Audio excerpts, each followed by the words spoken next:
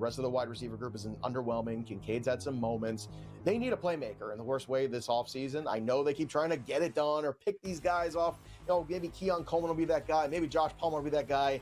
It's not working. They haven't replaced Stephon Diggs, and it shows. And I think Josh Allen could use some help. So Buffalo Bills in the offseason, free agency, NFL draft, get yourself a big playmaker. Fantasy Sports Today, only on SportsGrid.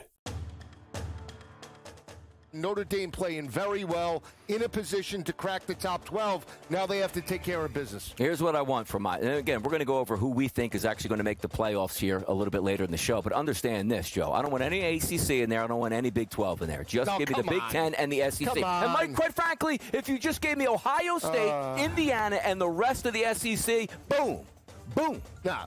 SportsGrid's College Football Today. Let me ask you this. If they brought in Belichick, you don't think that... Yeah. Oh, of North Carolina? Yeah, they're playing much better now. I wouldn't let him coach my kids. I don't even have it. I tell you what, they would be more disciplined than what they are now. No, they wouldn't. They'd be lifeless. Yes, they would. They'd be lifeless. Yes, Brian Dable is a gutless head coach. Bill Belichick came off a bye against gutless Clemson. head coach. 3 plays in, they gave him 150 yards. Pro Football Today, only on SportsGrid. But here we go. This is like, Pet Sematary. You guys don't remember this movie from the 1980s. But look, goodbye Tom Brady, I guess, wants to keep the generation alive. Couldn't he just have had this dog breed and just take the puppy of some kind? I don't know. But hey, Tom Brady does different things. Maybe this is just a signal for cloning in the future for humans. I'm not really sure here. Newswire, only on SportsGrid.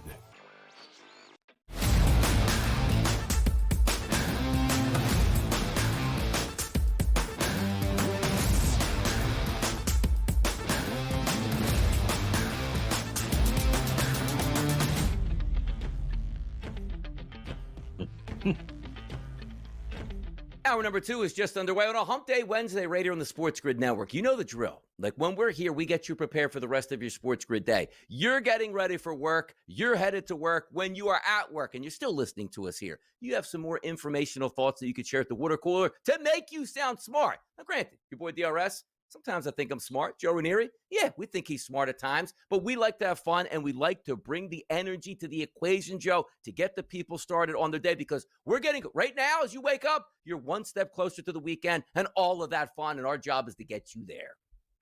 And the information is ever-changing, Donnie. We got new quarterbacks here for a certain NFL team. Yeah. We got injuries, guys not playing tonight in the NBA. This is your one-stop shop for everything you need to know to be a little more profitable this week at the window. Exactly. And congratulations, Spain this weekend for getting the Commanders and the Dolphins in that high-flying battle between two horrible organizations this year. Oh, don't we like to send our best overseas for those fun football games? But by the way, did you know, Joe?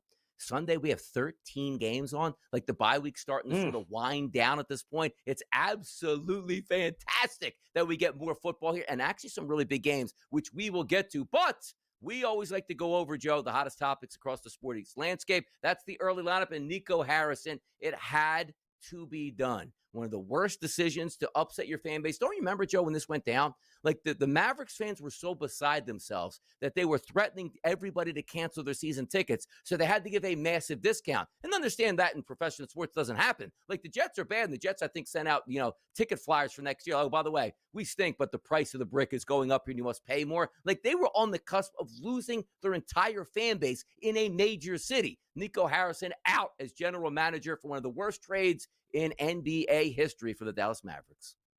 And think about it, Donnie. Just 9 months ago, the Dallas Mavericks were a team that had just made the finals, had a generational talent who wasn't even in his prime yet, but was getting ready for a Supermax monster deal. And then somehow you let the Lakers pull the wool over your eyes. I have no idea how this happened, Donnie, but ultimately it happened, and now he's unemployed. And the Mavs fans, I wouldn't be celebrating necessarily because ownership, well, you can't fire them, I guess. Well, I think the whole doubt was like the Adelsons bought it because they want to turn the Mavericks into a conglomerate which has casinos and a new arena. I mean, but hey, that's new big basketball business now at this point. But Nico, he's out the door at this point. Travis Hunter is not going to play another down for the rest of the season for the Jacksonville Jaguars. What was thought to be an injury that he might be able to come back for late in the season, they went in and did surgery. No football activities for 6 months. That base is going to take him through the majority of the offseason here. Travis Hunter, so excited to get him on the field. Now not so excited for his future in Jacksonville, feels like. Yeah, and again, I think a lot of this has to do with where he went. The number 2 pick overall here, Donnie, and he hasn't lived up to it on either side of the ball. And they kind of treated him with kid gloves too, Donnie. I mean, they were, trying to work him in here. We'll try to work, and now you don't have him at all, and that is just absolutely unfortunate. Hopefully he gets back, he gets healthier, but I think we might look back on that draft and him at the number 2 pick and think Jacksonville did not get the better of that deal. Joe, sometimes I think I want to bite on Aaron Rodgers this week, right? Mike Tomlin's talking about he's not worried about the past couple of weeks here for Aaron Rodgers. Is he getting old? Is he being inefficient? The one thing I don't like about the Steelers offense, it's not explosive.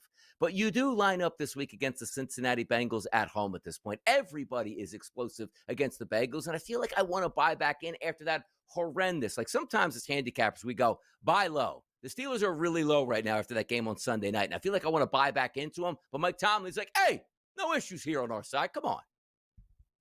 Yeah, but the problem is, and Tomlin's got a notice in the back of his head, like it's, who is your quarter? A 42, 43-year-old?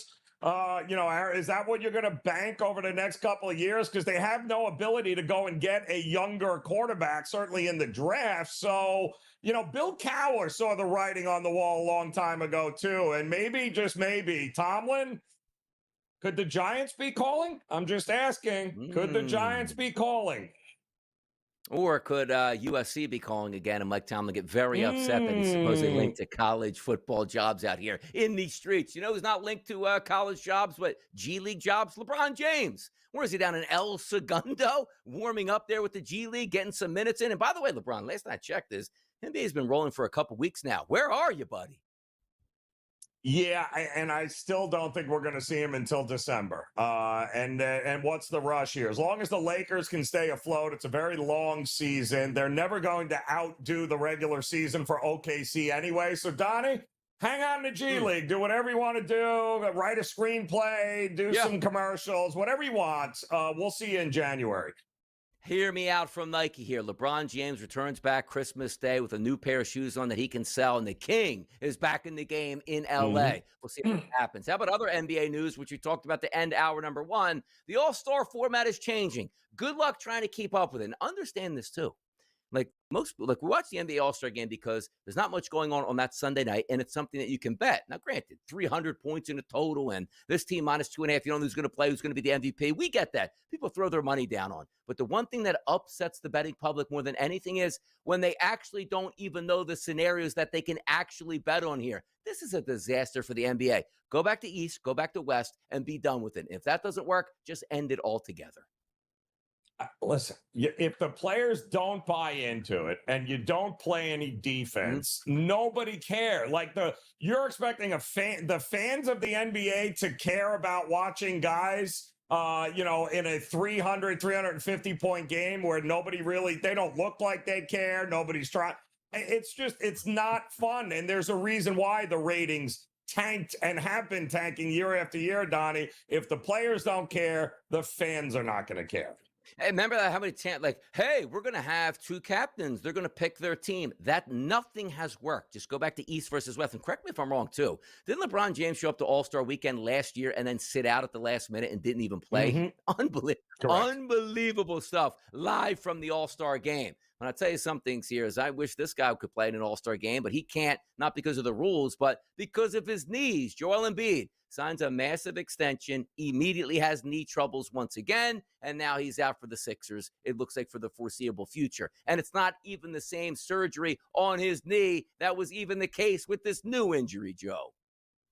Well, it's, so you had surgery on the left knee, and now apparently you were over-favoring on your right knee, so now your right knee hurts here. It goes from bad to worse. The only thing I'm waiting to hear now is that Paul George has a setback too, and we may not see him until March. You know that's coming as well. Sixers knocked off the Celtics last night in Philadelphia. You'll see how they continue without Joel Embiid. But let's get to this next story because this one caught me off guard, and I was reading about it earlier today. Paul Skeens actively telling teammates he wants to be a New York Yankee. Ben Sherrington, the general manager, is like, we have him under contract till 2029 at this point. I love this. And Paul Skeens, God bless you in this situation, because if you look at it as a whole, I'm winning Cy Youngs and have absolutely zero chance to ever make a playoff run. Do you know that the more, because yes, professional athletes want to get paid. Yes, baseball sometimes is an individualized sport, but there's nothing worse to say when I show up to work, I have zero chance at winning anything, and it's not my fault. It's my cheap organization doing this to me. I hope Paul Skeens gets out of Pittsburgh because baseball is better. Remember all those years with Mike Trout in L.A. being the best possible player? They never made the playoffs. Get him to a team so we can see the superstars. How about Shohei Ohtani? They probably would have never made the playoffs in L.A. He goes to the Dodgers. He is a worldwide phenomenon. Get Skeens to a place in a big market that he can make the playoffs and we can enjoy him in high leverage situations. Good on him for basically saying he wants out now, not later. Yeah, well, because they're never going to spend the money required to be competitive. It's never going to happen, and he knows that. So congratulations. Enjoy him for another year, and then watch him push himself out like Cole had done and countless others, Donnie, have done over the years. He's going to get his Cy Young. I hope he does one of those like, yeah, I'm only pitching 100 innings next year. Take that. Up next, Andrew McInnis.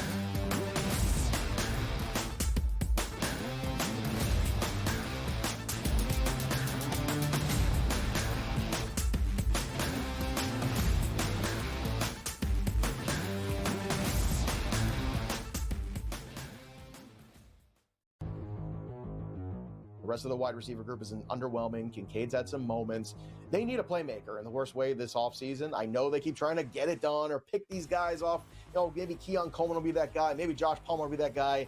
It's not working. They haven't replaced Stephon Diggs, and it shows. And I think Josh Allen could use some help. So Buffalo Bills in the offseason, free agency, NFL draft, get yourself a big playmaker. Fantasy Sports Today, only on SportsGrid. Notre Dame playing very well, in a position to crack the top 12. Now they have to take care of business. Here's what I want from and again, we're going to go over who we think is actually going to make the playoffs here a little bit later in the show. But understand this, Joe. I don't want any ACC in there. I don't want any Big 12 in there. Just give me the Big 10 and the SEC. And Mike, quite frankly, if you just gave me Ohio State, Indiana, and the rest of the SEC, boom, boom. Now, SportsGrid's College Football Today. Let me ask you this. If they brought in Belichick, you don't think that... Yeah. Oh, North Carolina fans? Yeah, they're playing much better now. I wouldn't let him coach my kids. I don't even have them. I tell you what, they would be more disciplined than what they are now offensively. They'd be yes, lifeless. They would. They'd be lifeless. Yes, Brian Dable is a gutless head coach. Came off a bye against gutless Clemson. Head coach. 3 plays in, they gave him 150 yards. Pro Football Today, only on SportsGrid. But here we go. This is like, Pet Sematary. You guys don't remember this movie from the 1980s. But look, goodbye Tom Brady, I guess, wants to keep the generation alive. Couldn't he just have had this dog breed and just take the puppy of some kind? I don't know. But hey, Tom Brady does different things. Maybe this is just a signal for cloning in the future for humans. I'm not really sure here. Newswire, only on SportsGrid.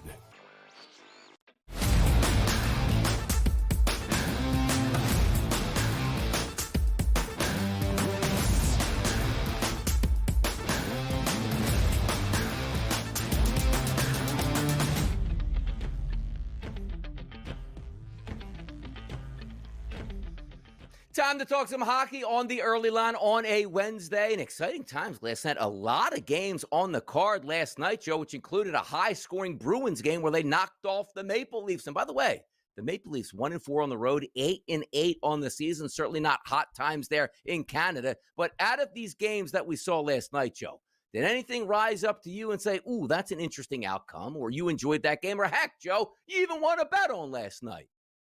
Well, I was impressed with the Avalanche at home taking on the red-hot Anaheim Ducks. Anaheim, 11 wins. Nobody saw that coming here. The Avs have, they've had their moments here, but my goodness, a 4-1 thrashing of the Ducks last night at home was pretty darn impressive here. Colorado looks like they're starting to kick it into another gear here, but I like this Anaheim team, but they are becoming one of those public darlings right now, which means we got to look for spots to fade them in the near future.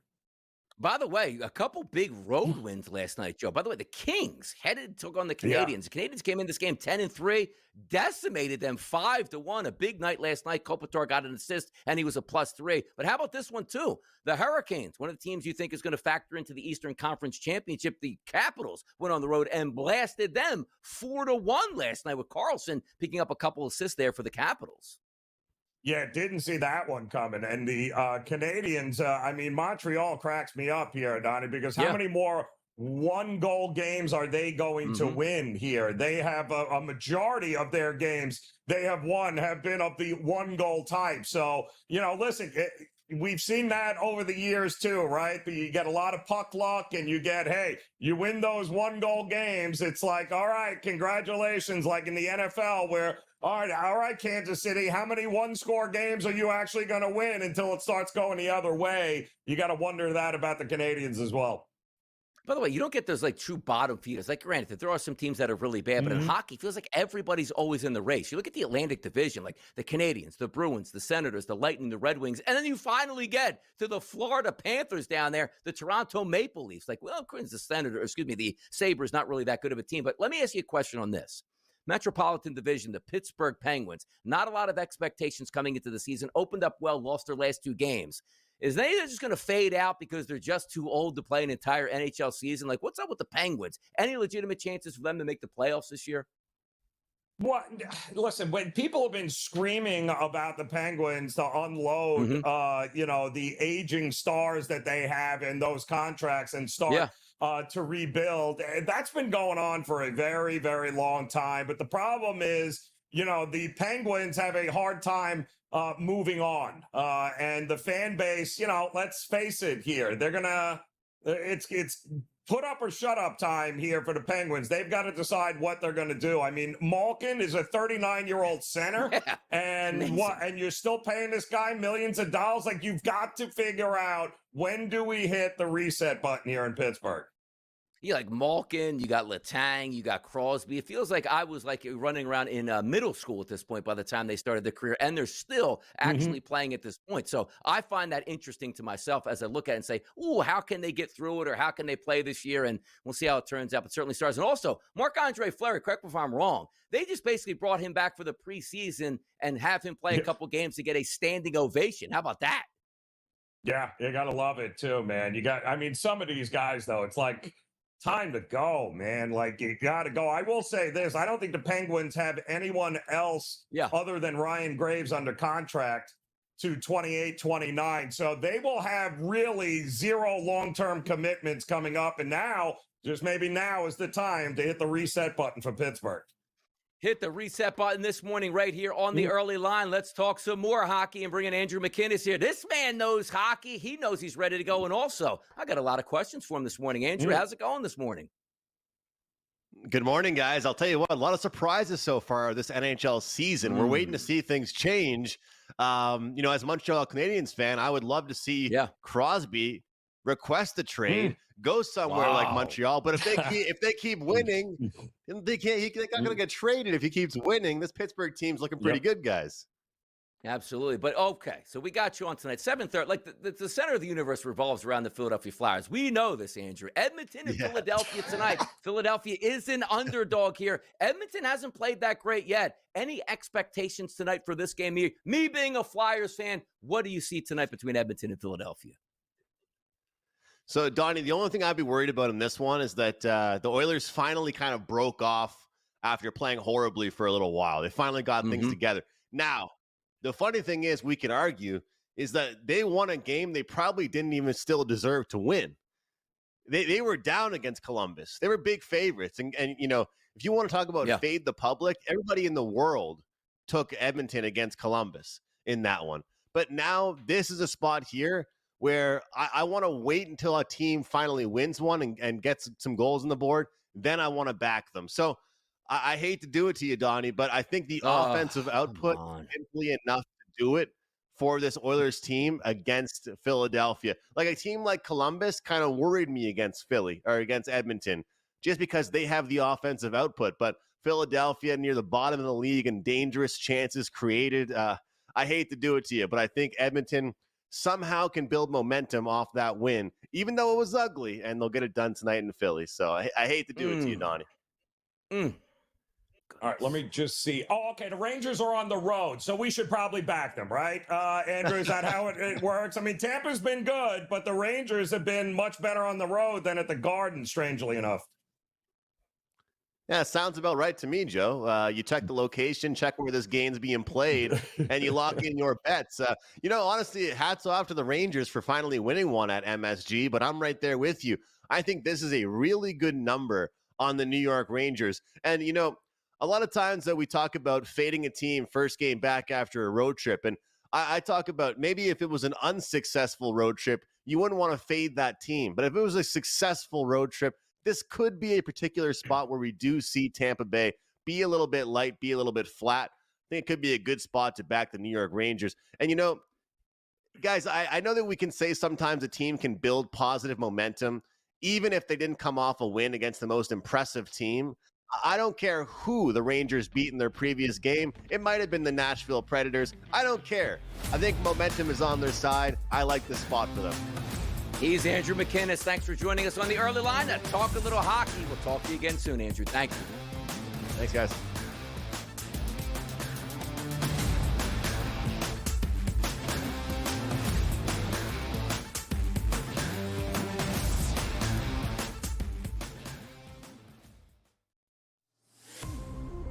Detroit's going to be a top 6 team in the East. And they're going to be extremely dangerous.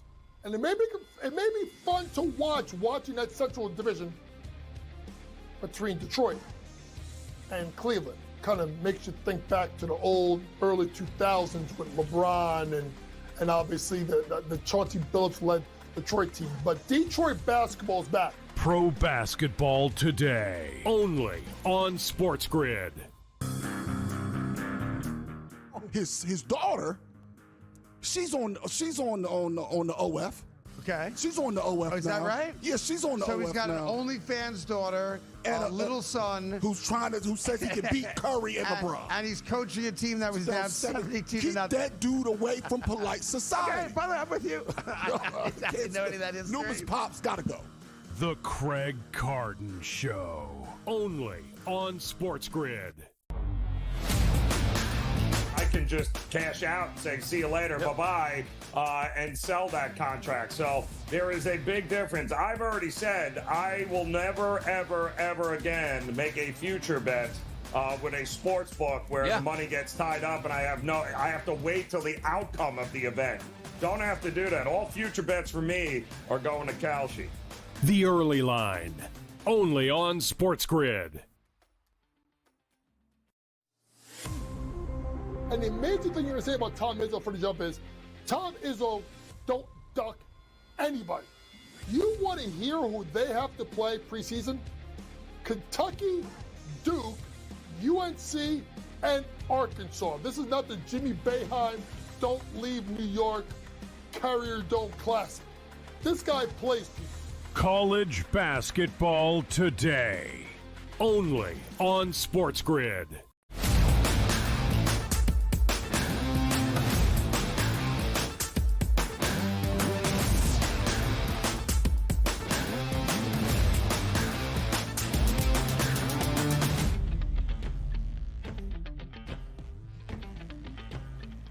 Kalshi markets, stock markets moving up and down, a different way to wager on events here for us, Joe. We're enjoying these Kalshi markets each and every day, giving those questions to the people that sometimes you don't understand what type of marketplace we're looking at, but when you watch the show, we explain it to you and just a different way to feed into it. Do you want to take a 3.5-point spread? Yeah, that's fine. The DraftKings and the FanDuels, they do that for you. But saying to yourself, you know what?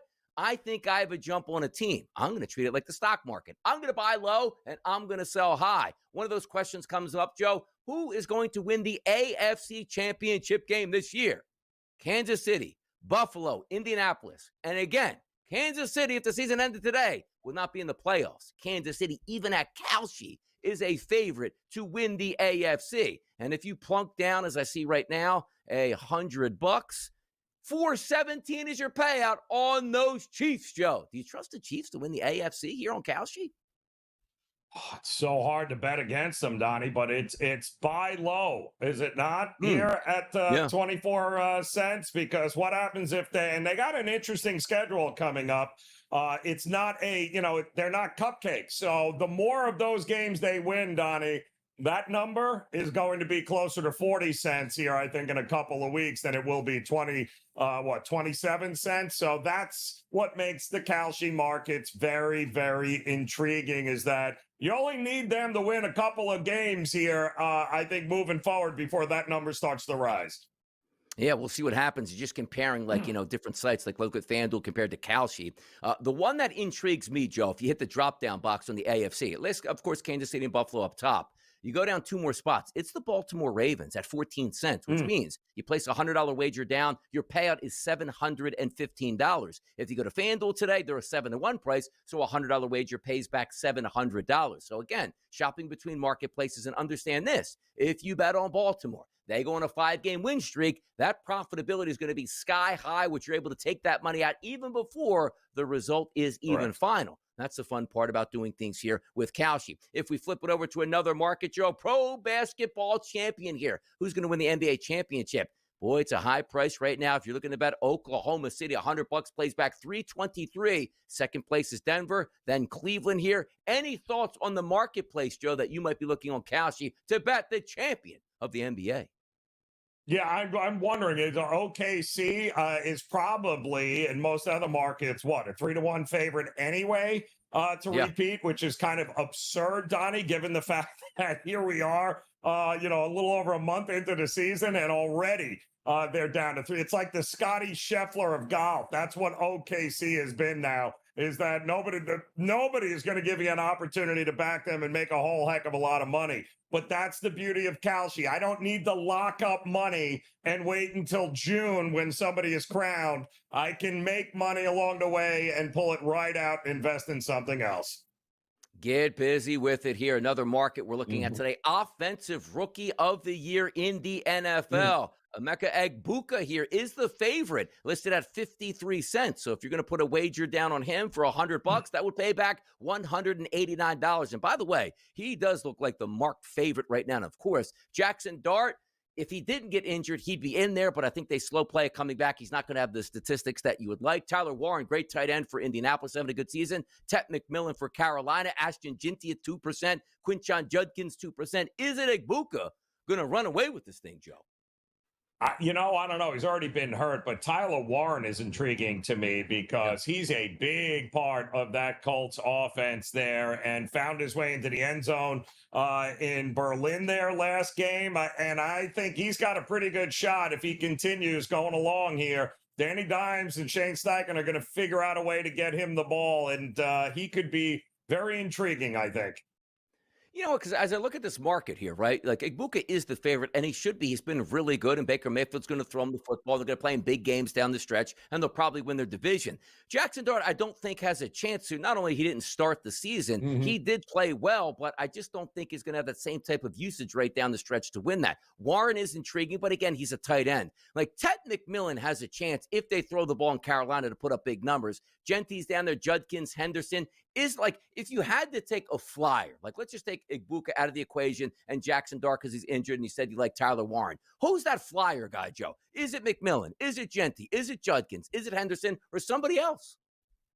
Well, Trevion Henderson is interesting because Ramondre Stevenson is nowhere to be found. He's hurt. So if he keeps going 100+ yards a game like he just did, he's going to be interesting, Donnie. It's not bad, too, because let's forget about putting $100. You just want to have some fun with that. A $10 wager here on Kalshi for Trevion Henderson to win Offensive Rookie of the Year. $334 it pays back. Big spenders out here, people. We'll be right back.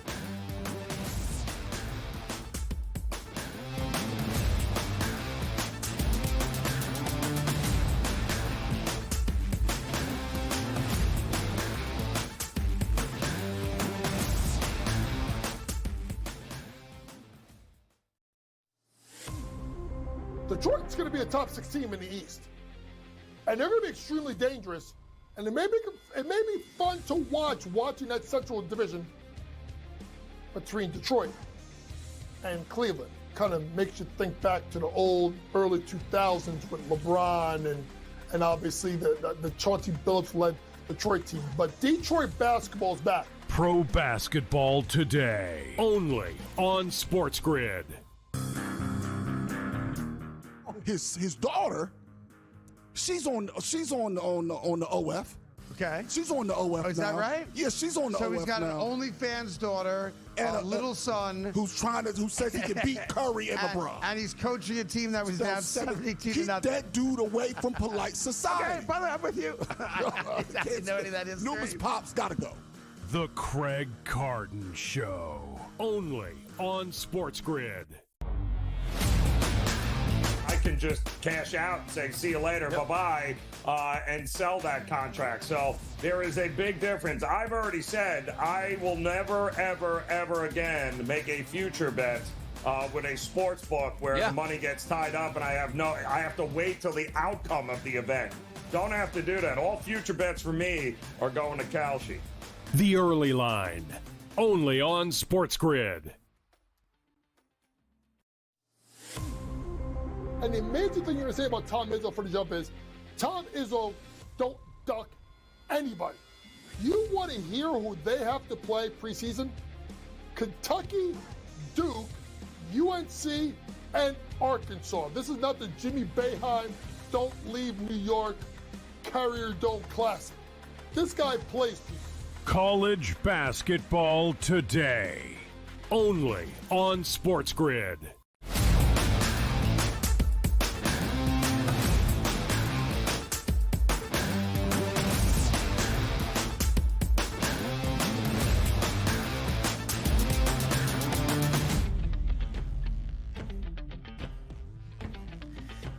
You know, most organizations say, Joe, like, as long as we're in the headlines, good or bad, we're in the headlines. That's all that matters. That's like the Dallas Cowboys philosophy. Like, hey, if it's going to cost us games we get in the headlines, so be it. We'll make our profitability go up and our franchise will have more eyeballs on it. And that's the way it is. But if you are a head coach of a football team that's not doing well, you don't want to fight with a large market beat writer group of people, right? Well, that's not what's that's actually is what's happening in New York, and it shouldn't be happening.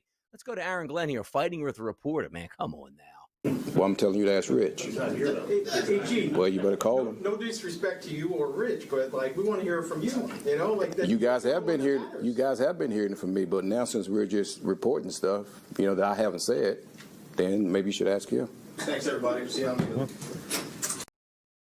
Here's what's great about this, too, because you know what's even better? It's like Garrett Wilson will be out and then be like, yeah, he was right about this. But there's a certain way you go about it and say, because he's saying, like, you do ask me this question. And no, you don't. Like, this is the same guy doing the high school Harry act where it's like, who's your starting quarterback tomorrow? I'll let you know tomorrow. Mm-hmm. What is this? Like, you can do this when you take over the Jets and you're sitting here at 7-2 on the season. Play with the reporters. I'm the head man in charge right here. I'm going to handle my business and you're going to like it. You can't do that when your team stinks. And then the answers you're giving back don't even make any sense to simple questions, Joe. And what is he referring to? Rich Cimini, like the Jets beat reporter that's been following, you know, that's been there much longer than you, Aaron Glenn. Who, like, why are you getting in it with Rich Cimini? Makes absolutely no sense to me at all. And again, you're a 2-win football team who is clearly hitting the reset button, and you're worried about giving away what? State secrets? and you're trying to keep things on. Like, come on, just answer this. Answer the easy questions there. It's not that difficult. Throw them a bone and they'll leave you alone. Well, they might never leave you alone in New York, but you know the point here, Donnie. Don't pick fights with the lead reporters in the New York media market covering the team. Yeah, here's what I need now. It's like I need Mike Kafka, who's going to take over as interim head coach there for the New York Giants, to get up to the podium and be like, I never said Winston was starting today. Go ask Adam Schefter at this point. No, because they announced it, and he's going to answer that, and he's going to play quarterback, and we'll see what happens at this point. But that is the big news of the day, not that we're fighting for the New York Jets with the press. It's actually that Jameis Winston is going to go above Russell Wilson on the depth chart, and he is going to start a football game against the Green Bay Packers. The one thing I do know is it might be ugly. They might get blown out. I think it's going to be fun, Joe. I do. I do too, and it's about time. I mean, why was he on the roster if you weren't going to play him in and make him the backup? I don't get it. I don't know what the loyalty to Russell Wilson was with Dable, but it's about time. Get him in there. Maybe gives him a little jolt here, and a little something to be excited about here if you're the Giants. And by the way, Russell Wilson was gifted like a double-digit lead in that game against Chicago. He just had to guide them to victory and couldn't do it. It's a no-brainer. It's like our season is off the rails. And if you are Mike Kafka, do you know what you want to show the franchise? Not that Russell Wilson can stay in the pocket and throw for 132 yards a game, get sacked and do nothing, and they lose. Hey, I'm going to put Jameis in. I can show you a glimpse of what I can run as an offense if I get Jackson Dart next year under my tutelage, and if I have Jameis Winston winning football games or being competitive now. That's going to put me in a good light along the NFL, because I think he's interviewed for 7 or 8 coaching jobs already. This is another interview that's not actually an interview. It makes sense, because if Jameis Winston throws for 300 yards a game and they lose, that's like, hey, not my fault. Offense is cooking. We don't even have that many weapons, but I'm moving the football. That's a big deal. Now, talking about the Giants, are home this weekend, getting about a touchdown from the Green Bay Packers in a total of 43.5. I can't stand that Green Bay offense. I love that Green Bay defense, but now we got the best of both worlds, Joe. Whenever we look at totals, you want a quarterback that throws touchdown passes and interceptions at the same time. That's Jameis.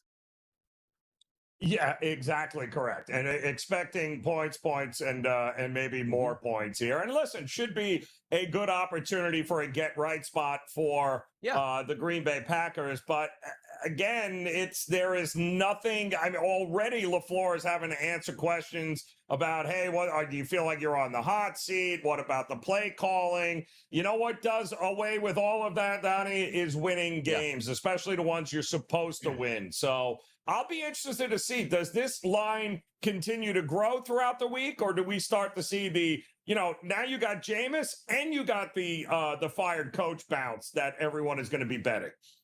Yeah, we saw Jameis on a primetime football game last night in the snow. I think it was against the Steelers, and ended up winning that football game. So he's got some moxie there back in that pocket. We'll see if it's kind of fun to watch. But also, Ari Mirov sent out a tweet here with Jackson Dart's rookie year statistics here, which included the concussions. But I don't even care what it says, Joe. Look at the uniform for the New York Giants right there. Like, that's the uniform when I was a kid. The Giants were rocking and rolling in the 1980s, and I hate the New York Giants. That is such a clean uniform. The reason why I wanted to bring that up is all the thoughts here, you know me, make me commissioner, make me owner of a team. I'll give the fans exactly what they want.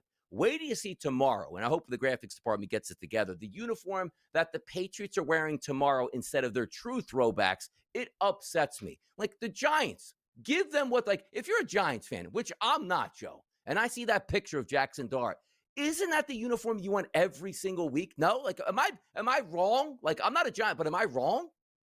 No, that's the vintage Giants uni right there. That's the one you want, or the navy blue one in there. That's exactly what you want. That harkens to the days when the Giants were actually relevant and really, really good here. But those numbers are scary. You're going to tell me that Jackson Dart leads the NFL in designed runs for a quarterback, and yet he's only played a handful of games? Yeah. Like, you've got to be – why is Kafka even in the building? He should also be thrown out. Like, what are we doing here, Giants? Unbelievable. Yes, and the best part about it, you can go back to the answers that we were trying, or the questions that we were trying to answer over the summer. Like, why would these guys, they are in self-preservation mode. Joe Shane and also Dable. They will do whatever they can to win an extra football game to keep their job, even if it meant driving my quarterback into bulldozer after bulldozer and getting him concussion looks every single week. We'll see if that changes with Kafka here, but this week, it's not going to be Jackson Dart. It's going to be Jameis Winston. Moving down the list, Chicago and Minnesota. Love this game. This is interesting to me. Chicago comes with the comeback victory last week against the Giants. On the road, division rival against Minnesota. Minnesota didn't look great, to say the least, against the Baltimore Ravens. A must-win situation for both of these teams and a favorite for Minnesota. Does Justin Jefferson get off the tarp here and dominate with J.J. McCarthy? Or does Ben Johnson pick up a big win there on the road against Minnesota, Joe? Intriguing game. Yeah, it is, but it's been one-sided in the marketplace, Donnie. The pros have been betting Minnesota a lot. In fact, we saw this at 2.5. It was bet to 3. It was bet to 3.5, and even some spots up to 4. And now we're kind of in that 3.5 across the board. So clearly there is a fade in the market of the Chicago team, and it looks like Minnesota might be in bounce-back mode here. I'll tell you a game that might be ugly and a sight for sore eyes. The Panthers are going to take on the Falcons. You might say, the Falcons should win this game. They can't stop anybody on the ground. Here comes Rico Dowdle down the pike here. And then you take a look at Carolina and be like, poof, that was a terrible performance against the Saints. Yeah. Who's going to win the battle of the two teams that I could care less about in that division, Joe? Who's it going to be? Yeah, no, you're also getting, again, we've seen this kind of move in the direction there of the home team. I don't. It's interesting because you're so banged up with Carolina, but they have been good in this spot on the road as an underdog. This is where Carolina has been very bettable. And I'm sorry, I just do not trust this Atlanta team here. I think the seat is very hot for Raheem Morris. Hear me out on this, Joe. When we look at prop bets, which we're going to go over a lot of those later in the week, and this is going to be a Sunday game. Michael Penix is 228.5 for his passing prowess. That's about normal. Maybe he gets that. Bryce Young, 160, Joe. 160 for an NFL quarterback not named Justin Fields. What do you do with that today? Yeah, that's who's healthy? Who's he throwing the ball to? Yeah, who's he throwing the ball to is the big question there. But I would tend to think that he's going to get more than 160 yards. Oh my goodness! We got to jump on some lines just the way we do it. But there is PGA Tour golf. It's from Bermuda, the warm weathers of Bermuda. Next.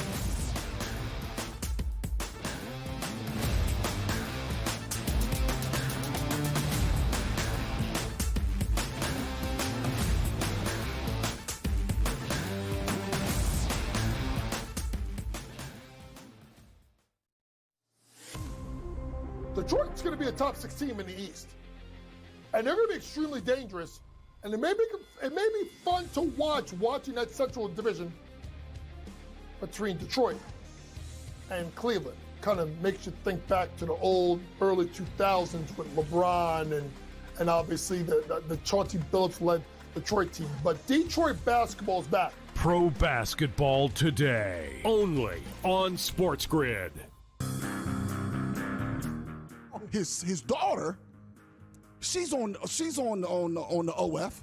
Okay. She's on the OF now. Is that right? Yeah, she's on the OF now. So he's got an OnlyFans daughter and a little son who says he can beat Curry and LeBron. And he's coaching a team that was down 72 to nothing. Keep that dude away from polite society. Okay, by the way, I'm with you. I didn't know any of that is. Numerous pops gotta go.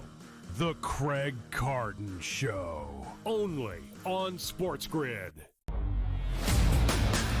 I can just cash out and say, see you later, bye-bye, and sell that contract. So there is a big difference. I've already said I will never, ever, ever again make a future bet with a sports book where the money gets tied up and I have to wait till the outcome of the event. Don't have to do that. All future bets for me are going to Kalshi. The Early Line, only on SportsGrid. And the major thing you're going to say about Tom Izzo for the jump is, Tom Izzo don't duck anybody. You want to hear who they have to play preseason? Kentucky, Duke, UNC, and Arkansas. This is not the Jimmy Boeheim Don't Leave New York Carrier Dome Classic. This guy plays people. College basketball today, only on SportsGrid.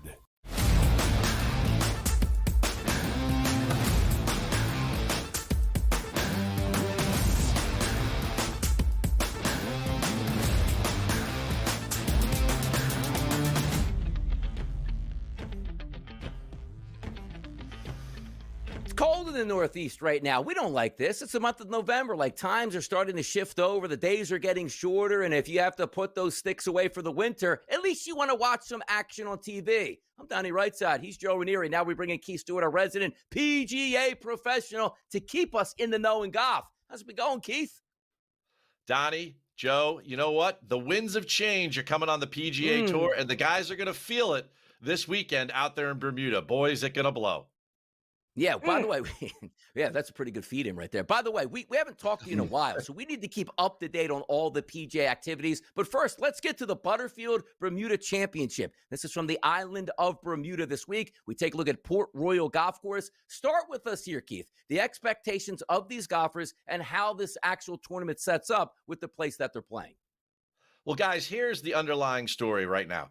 The top 100 get their tour cards for next year. We've got 2 events left on the PGA Tour. So if you travel to Bermuda, you are concerned about that top 100 cut line on the FedEx Cup points list. The guys that are out there, yes, not necessarily the greatest strength of field, only 9 players in the top 100 in the world. Recent winner Michael Brennan is the lowest ranked guy at 40. But you know what? There is a lot of subplots going on. Last year we had the winner Rafael Campos, never won before, hadn't made a cut in like all of 2024, and he broke through. The year before, Camilo Villegas. This event gives us a lot of suspense, a lot of drama, and with the weather they have concocted this weekend out there in the forecast, I mean, these guys playing there on the west coast of Bermuda are going to have their hands full and a lot of pressure to go along with it.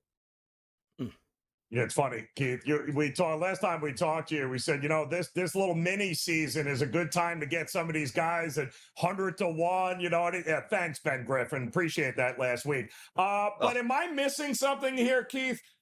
6,800 yards for a PGA Tour event? Like, what is with this golf course here? What's going to win it? 30 under?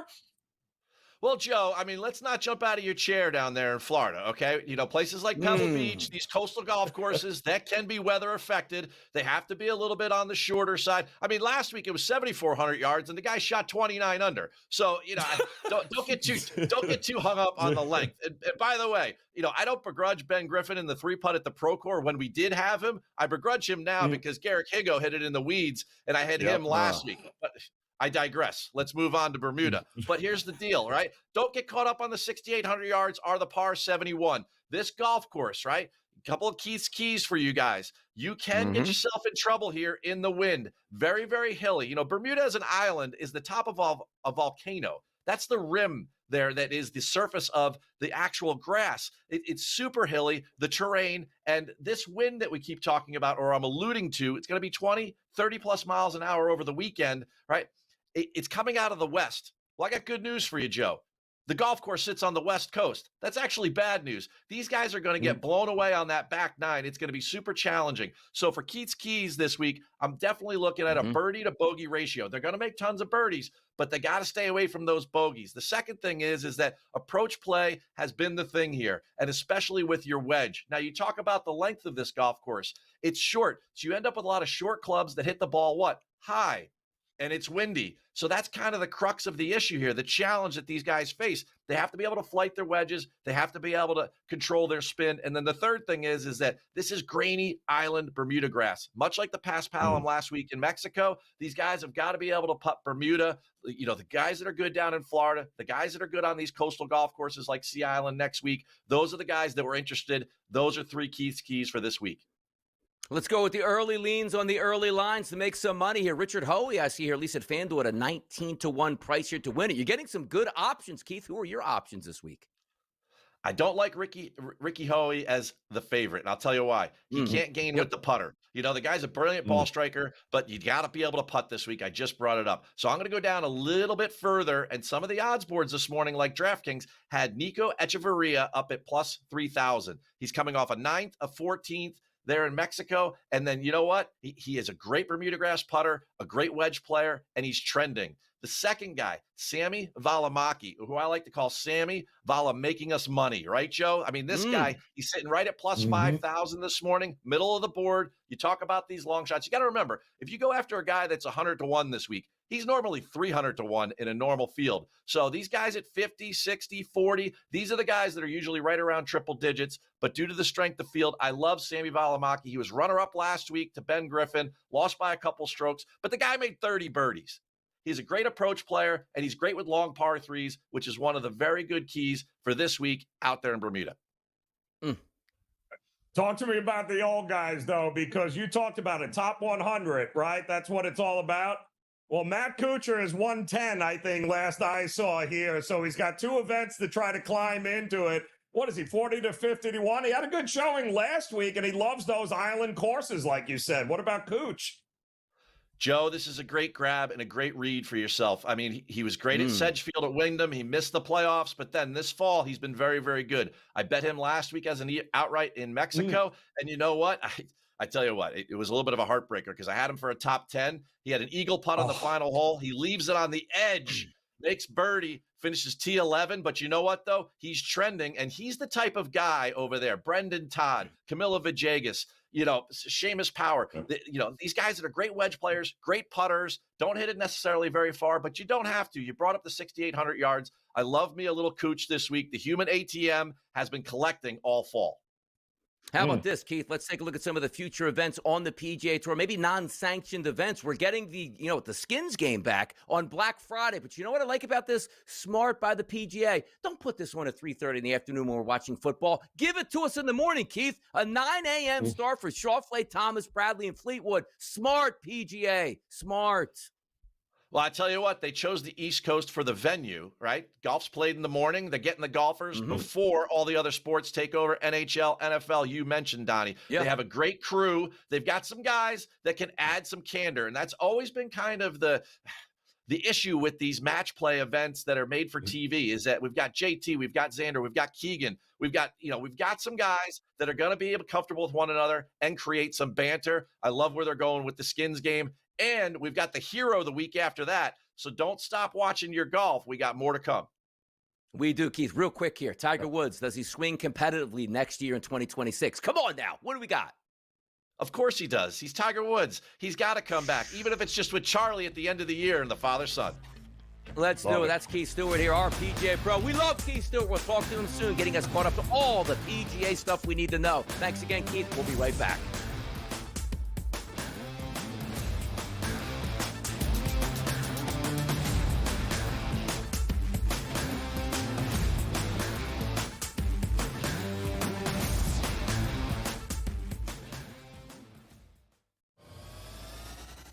We now have to figure out if they will be in the playoffs. They're the Super Bowl favorite and have shorter odds to miss the postseason as you and I sit here right now. Right, but let me ask you this. Do you feel after this 5-4 record, 9 weeks, 10 weeks of the regular season, that their defense is as dominant as it was last year? But the offense is better. Pro Football Today, only on SportsGrid.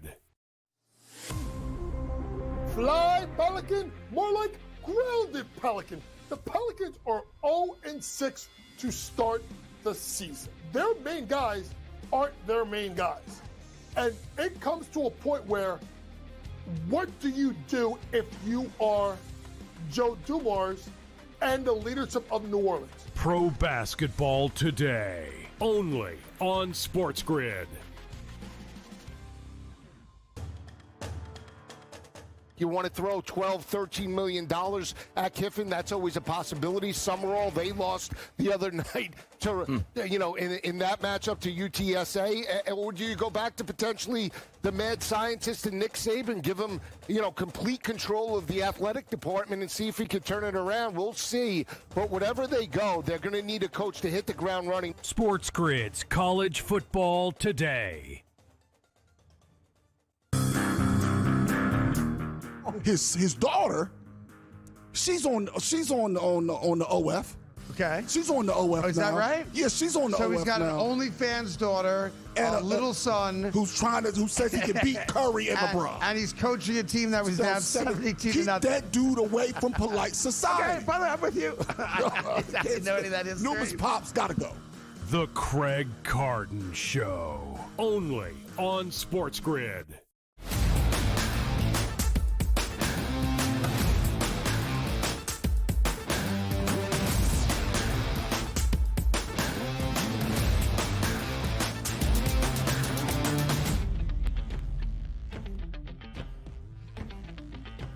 We talk college basketball. We talk pro basketball. We talk the NHL. We talk NCAA football. We talk NFL football. We love to talk a lot here, Joe. But as you know, this program is not just built on myself and Joe Ranieri saying, you know what, here's our takes at this point. This is the time of the show we like to reach out to the public. Here is our Fade the Public poll.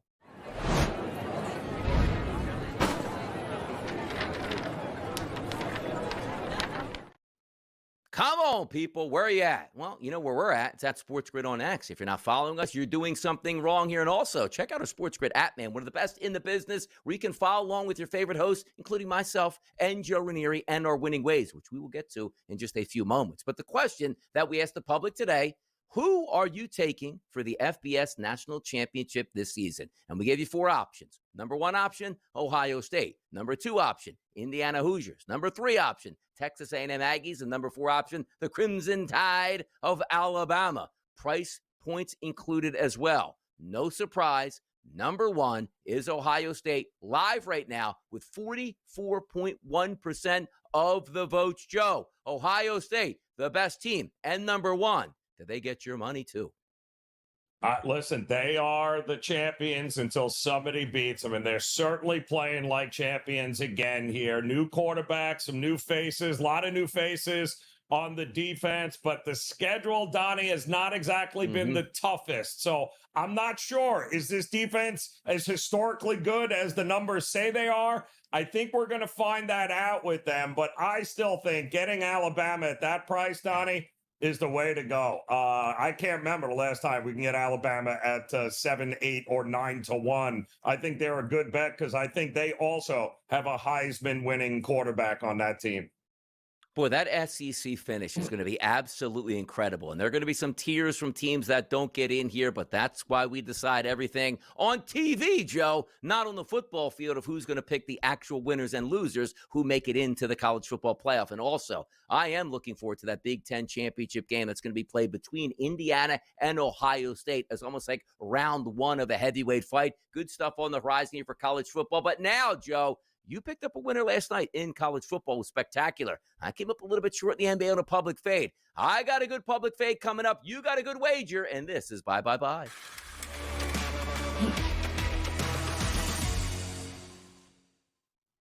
Bang, bang, bang, people. Bang on the drums. Joe went in the action and came away with a victory yesterday. My question to you, Joe, is where are we going, and what winner are we picking out tonight? Let's go to the association here tonight, Donnie. Ooh, and okay. I am going to take a look at a team that is, well, they are rolling, and you got to love it. I love the effort, and of course, it is led by former Oklahoma State standout Cade Cunningham. I'm talking about the Detroit Pistons tonight at home, taking on the Chicago Bulls, who you may recall started the season with a win at the United Center over this Detroit team. After being down 23 points, they almost came back and won that game. They are on a 7-game winning streak right now. Wild comeback in overtime on Monday against the lowly Washington Wizards. Cade Cunningham had 46 in that game, but he's been downgraded to questionable right now for this game with a hip contusion. Keep an eye if he's available or not available. If he is cleared, this line is going to go up right now at 2.5, Donnie. They are at home. I like them. The Chicago's on a 3-game skid right now. And Josh Giddey, very questionable here tonight after that Monday loss against the Spurs. I'll take the home team at a bucket. Absolutely. I'll back Detroit here to keep it rolling. Giddy up, Pistons here. One of the best starts they've had in the franchise history over the past 20 years. We'll see if they continue that tonight. Just have to basically win by 3, and you cash in a ticket. For me, I'm going to go to a public fade. Last night, the Golden State Warriors were on the road against the reigning champions, OKC. They got hammered last night, so much to the point where they got the rest of their starters late in that game, and also Draymond Green going like, yeah, we got beat down. We got to answer some questions. Well, that answered questions need to be done tonight, which means the Warriors are going to be on the road once again to take on the Spurs, the young athletic Spurs who are rested and ready against the aging veterans here. Understand this, Joe. The FanDuel Sportsbook opened up this line at 5. It's dropped to 4.5 at just about every outlet across the board with a total of 229.5. But the San Antonio Spurs getting over 75% of the ticket count coming in and the line dropping a bit. Golden State Warriors. Nobody wants them tonight. You know who does? It's your boy DRS getting the 4.5 points from the Warriors as your public fade of the night. And it looks like we're on the precipice of a 2-0 sweep tonight on a hump day Wednesday to get the people into Thursday, Joe. What do you think? I like the idea. That's how you do it in the NBA. Zig and zag, Donnie. Zig and zag. Zigging and zagging, Donnie Rightside and Joe Ranieri. Enjoy the rest of your SportsGrid day. We will see you bright and early tomorrow morning on a Thursday.